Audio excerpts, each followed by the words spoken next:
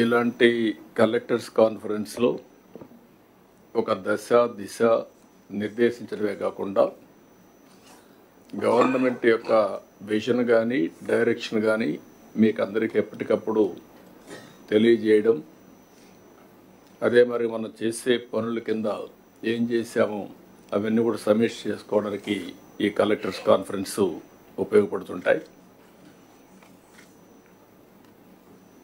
అయితే నార్మల్ స్టేట్లో మనం చేసినప్పుడు చాలా ఈజీగా కూడా ఉంటాయి. ఒక డిస్ట్రక్షన్ జరిగిన తర్వాత మళ్ళీ దాన్ని రీబిల్డ్ చేసేటప్పుడు అనేకమైనటువంటి పెయిన్ పాయింట్స్ ఉంటాయి, సఫరింగ్ కూడా ఉంటుంది, హార్డ్ వర్క్ అవసరం అవుతుంది. అలాంటి పరిస్థితుల్లోనే మనం అందరం కూడా మొదటి కలెక్టర్స్ కాన్ఫరెన్స్ పెట్టుకున్నాం. ఇప్పుడు రెండో కలెక్టర్స్ కాన్ఫరెన్స్ పెట్టుకొని 6 నెలల్లోనే మనం సమీక్ష చేసుకుంటున్నాం. ఎప్పుడు కూడా ఒక పక్క క్రైసిస్ ఉంటుంది, క్రైసిస్లో కూడా ఆపర్చునిటీస్ ఉంటాయి. నేను I strongly believe that every crisis is an opportunity. How to convert that opportunity is the leadership. ఇప్పుడే పవన్ కళ్యాణ్ గారు చెప్పినట్టు మేమందరం కూడా ఎన్నికల కంటే ముందు ఒక్కొక్కరికి ఒక అనుభవం ఉంది. మాకు ఒక ఎక్స్పీరియన్స్ ఉంది, మీకు ఒక ఎక్స్పీరియన్స్ ఉంది. ఒక్కొక్కసారి బ్యూటీ ఆఫ్ డెమోక్రసీ 5 ఏళ్ల తర్వాత భారతదేశంలో మీరు చూస్తే ఎవరైనా ఎక్సెసివ్గా బిహేవ్ చేస్తే డెమోక్రటిక్ కరెక్ట్ చేస్తుంది. అది భారత రాజ్యాంగం ఇచ్చినటువంటి ఒక పెద్ద హస్తం. ఓట్ అనేది కోటీశ్వరులకి ఎక్కువ ఓట్లు ఇచ్చి కామన్ మ్యాన్కి ఒక ఓటు ఇవ్వలేదు. అందరికీ ఈక్వల్గా ఓటింగ్ మాత్రం ప్రతి ఒక్కరికి ఒక ఓటు ఇచ్చారు. ఆ ఓటే ఈ దేశాన్ని ఈరోజు కాపాడుతూ ఉంది. ఇంత మునిపే వారు చెప్పినట్టు కొన్ని కంట్రీస్ కూడా చూసాం. ఎప్పుడైతే ప్రజాస్వామ్యంలో కరెక్షన్ జరగవో, ఒక డిక్టేటర్షిప్లు వస్తాయో, అప్పుడు నియంతలు కూడా పుట్టుకొస్తారు. లేకపోతే ఆ నియంతల్ని పంపడానికి రెవల్యూషన్స్ కూడా వస్తూ ఉంటాయి. యు హావ్ సీన్ సిరియా, అంత మనకు బంగ్లాదేశ్ చూశారు. ప్రజల్లో కానీ ఒక రియాక్షన్స్ వచ్చినప్పుడు అవుట్ బర్స్ట్ అయితే అలాంటి పరిస్థితులు వస్తాయి. కానీ భారతదేశంలో మాత్రం రిపీటెడ్గా ఎలక్షన్ జరుగుతున్నాయి. కాబట్టి ప్రజా చైతన్యమే ఈ ప్రజాస్వామ్యానికి శ్రీరామ రక్ష. అది మనం అందరం కూడా గుర్తుపెట్టుకోవాల్సిన అవసరం ఉంది. ఈరోజు వారు చెప్పినట్టు నేను ఇంత మునిపే చెప్పాను, ఎవ్రీ క్రైసిస్ ఇది అన్ ఆపర్చునిటీ అని. వచ్చిన 6 నెలల నుంచి ఎక్కడికక్కడ ఏ విధంగా పోవాలనో అటు డిప్యూటీ సీఎం కానీ, నేను కానీ, మంత్రులు కానీ అందరం వర్కౌట్ చేస్తున్నాం. ఇటీవల ఐటీ మినిస్టర్ అమెరికాకి వెళ్ళడం, ఓసారి మనం ప్రయత్నాలు చేస్తే ఇమ్మీడియట్గా ఫలితాలు రావు. చాలామంది ఫలితం వస్తేనే నేను మాట్లాడతాను అనే పరిస్థితిలో ఉంటాం. అది విశ్వసనీయత కాదు. ఎప్పుడు కూడా విశ్వసనీయత రావాలంటే నెట్వర్కింగ్, ఫ్యూచర్ని విజువలైజ్ చేయడం, దాని ప్రకారం పనిచేస్తూ ఉంటే వస్తుంది. అందుకే మొన్నే ఐటీ మినిస్టర్ గారు అమెరికాకు పోయినప్పుడు అందరినీ కలిసి అదే మరిగా గూగుల్ క్యాంపస్ కూడా వెళ్ళి వాళ్ళు రిక్వెస్ట్ చేశారు. దాని ఫలితం ఈరోజు గూగుల్ కంపెనీ విశాఖపట్నానికి రావడానికి మీకంటే ముందే ఒక ఎంఓయూ చేసి ఇక్కడికి వచ్చాం. దానికే లేట్ అయింది. ఒక ½ అన్ అవర్లో మీటింగ్ అవుతుంది అనుకున్నాం. కానీ వాళ్ళని కూడా మనం ప్లీజ్ చేయాల్సిన అవసరం ఉంది. ఎవరైనా వచ్చినప్పుడు మీకు కూడా బ్యూరోక్రసీ కూడా ఇది ఒక లెసన్. అందరికీ బ్యూరోక్రసీ కాకుండా మినిస్టర్స్కి కూడా మనం కానీ ఒక పాజిటివ్ నెట్వర్కింగ్ కానీ పాజిటివ్గా కన్విన్స్ చేయగలిగితే ఆటోమేటిక్గా పాజిటివ్ యాక్షన్స్ వస్తాయి. మనం వచ్చారు, ఈరోజు వచ్చారు.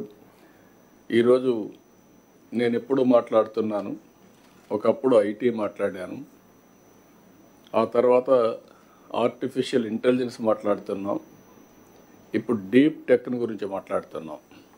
అంటే వేరియస్ మార్పులు చేర్పులు వస్తున్నాయి భవిష్యత్తులో. వారు ఈరోజు వచ్చినప్పుడు అగ్రిమెంట్ చేసుకునేది ఒక ఎంఓయూ చేశాం. We are looking at a big opportunity in AI. Signed an MOU with Google. This will help in huge development in Visakhapatnam. ఈరోజు వాళ్ళు వచ్చినప్పుడు అంటున్నారు, విశాఖపట్నం మీరు ప్రపోజల్స్ చెప్పిన తర్వాత వెళ్ళాం, ఫస్ట్ హ్యాండ్ కొంచెం సర్వే చేసుకున్నాం, మా లెక్క ప్రకారం one of the best city, we are totally impressed అనే పరిస్థితికి వచ్చారు. ఇప్పుడు బిగ్ ఫర్మ్స్ లైక్ గూగుల్ కానీ ఇక్కడికి వస్తే, విశాఖపట్నానికి వస్తే స్ట్రాటజిక్ ఇన్వెస్ట్మెంట్లో that is a game changer.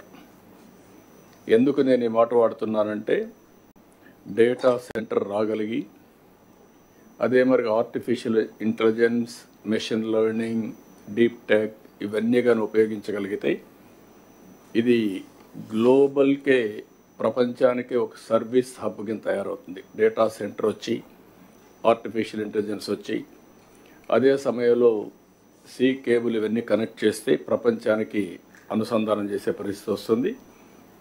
ఏఐకే ఇది ఒక స్ట్రాటజిక్ లొకేషన్ అవుతుంది. నేను ఇటీవల కాలంలో మీ అందరితో మాట్లాడుతున్నాను, మళ్ళీ కూడా ఈరోజు కూడా అంటున్నాను, మీరు ఎంత హార్డ్ వర్క్ చేశారనేది ముఖ్యం కాదు, ఎంత స్మార్ట్ వర్క్ చేశారనేది ముఖ్యం. మనకు అవుట్కమ్స్ రావాలి. మనం కష్టపడి పనిచేస్తున్న ఫలితాలు లేకపోతే దానివల్ల ఏది రాదు. అందుకే నేను కూడా రాష్ట్రాన్ని ఒక నాలెడ్జ్ సొసైటీగా తయారు చేయాలని. Knowledge economy is different, knowledge society is different. రేపు రాబోయే రోజుల్లో ప్రజలు కూడా హార్డ్ వర్క్ చేయడం కాకుండా స్మార్ట్ వర్క్ చేసే పరిస్థితి రావాలనుకుంటున్నాం. దానికి కావాల్సిన నాలెడ్జ్ సొసైటీగా తయారు చేయడం. ఇది వచ్చిన తర్వాత మళ్ళీ మీ అందరికి ఎందుకు చెప్తున్నారంటే, మొన్నే ఆర్టీజీఎస్తో గూగుల్ ఒక ఒప్పందం చేశారు. That is a very good ఒప్పందం. అది నేను మాట్లాడినప్పుడు మనం అన్ని డిస్కస్ చేస్తాం, ఆర్టీజీఎస్ ఎట్లా పనిచేయబోతుందని. దీంతో గూగుల్లో ఏవైతే ఇన్నోవేటివ్ ఐడియాస్ కానీ ఇప్పటి వరకు గవర్నెన్స్లో ఏవైతే ఉపయోగపడగలుగుతాయో అవన్నీ కూడా మనం ఉపయోగించుకునే పరిస్థితి వస్తుంది.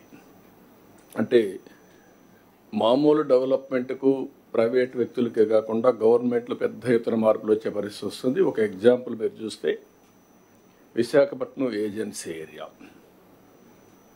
ఏదైతే మనకు గంజాయి పంట, దాన్ని ఐడెంటిఫై చేయాలంటే మన వాళ్ళందరినీ పంపించాలి. వీళ్ళు ఒకసారి పోతారు, సరిగా రారు, కొంతమంది పోయినా ఐడెంటిఫై చేయని ప్రాబ్లమ్స్ వస్తాయి.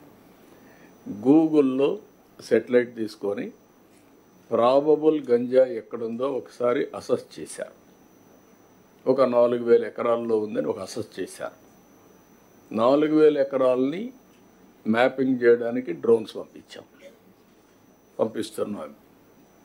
ఇప్పుడు ఏమవుతుందంటే, డ్రోన్ పోయి పర్టికులర్ స్పాట్గా ఐడెంటిఫై చేయగలిగితే, అవి డిస్ట్రాయ్ చేయగలిగితే రూట్ నుంచి మనం కట్ చేసే పరిస్థితి వస్తుంది.